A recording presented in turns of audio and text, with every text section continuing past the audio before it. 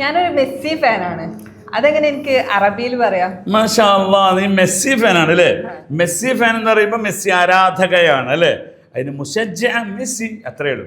മുഷജ്ജഅ അന്നാസ് ബഅദ് അന്നാസ് മുഷജ്ജിഈൻ. മുഷജ്ജിഈൻ എന്ന് പറഞ്ഞാൽ ഫാൻസ്, ആരാധകർ എന്ന് പറയും. ഞാൻ റൊണാൾഡോ ഫാനാണ്. അപ്പോഴോ അത് അറബി പറയും മുഷജ്ജെ റൊണാൾഡോ. ഓക്കെ, മുഷജ്ജെ റൊണാൾഡോ. ഇപ്പൊ ഇവരുടെയൊക്കെ ടീമിന് എന്താ പറയാ? അർജന്റീന ടീമിന് എന്താ?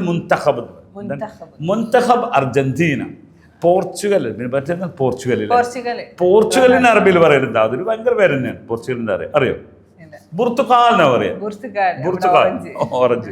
അത് ബുർത്തുഖാലാണത്. ഇത് മറ്റേത് ബുർത്തുഖാലാണ്. ഇത് ബുർത്തുഖാൽ കേൾക്കുമ്പോ രണ്ട് സംഭവം. അപ്പൊ ഓക്കെ, അപ്പൊ മുഷജ്ജിഈൻ എന്താ പറഞ്ഞ്? അപ്പൊ നിങ്ങളൊക്കെ ഏത് ഫാൻ ആയിരുന്നാലും അന മുഷജ്ജ. സ്ത്രീ പറയുമ്പോ മുഷജ്ജിഅ എന്ന് പറയും. മുഷജ്ജിഈൻ ഫാൻസ്, ആരാധകരുടെ ഒരു അടി ഉണ്ടാക്കാൻ ആൾക്കാർ. ഓക്കെ, അതുപോലെ കളിയായിട്ട് ബന്ധപ്പെട്ട് റഫറിക്ക് എന്താ പറയാ? റഫറിക്ക് ഹക്കം എന്ന് പറയും. ഹക്കം അൽ മുബാറാത്ത് എന്ന് പറഞ്ഞാൽ ഈ ഫുട്ബോൾ മാച്ചിലുള്ള റഫറി എന്ന് പറഞ്ഞാൽ അതിലൊരു വിധികർത്താവ് എന്നാണ് യഥാർത്ഥത്തിൽ ഹക്കമിന്റെ ഭാഷാർത്ഥം. ഹക്കം. ഓക്കെ. അതുപോലെ അതിലൊരു ട്രെയിനർ ഉണ്ടാവില്ല, കോച്ച്, അവർക്ക് എന്താ പറയുന്നത്? കോച്ചിന് മുദർരിബ് എന്നാണ് പറയാം. വളരെ പ്രധാനം തന്നെയാണ്. കളി തുടങ്ങിയത് മുതൽ അവസാനം വരെ അയാൾക്കൊരു വിശ്രമം ഉണ്ടാവില്ല.